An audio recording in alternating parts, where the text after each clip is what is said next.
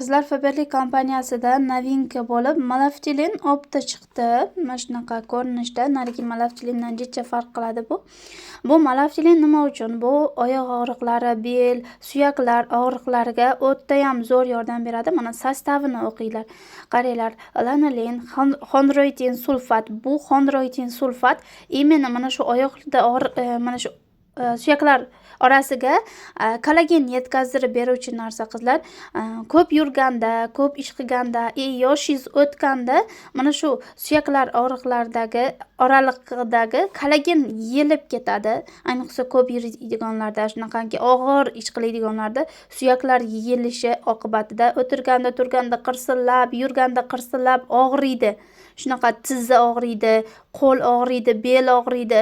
Ana shu Malaftilin opti qizlar shunaqa og'riqlarga rosa ham zo'r ekan. Men buni o'zimni xo'jayinimga oldim qizlar.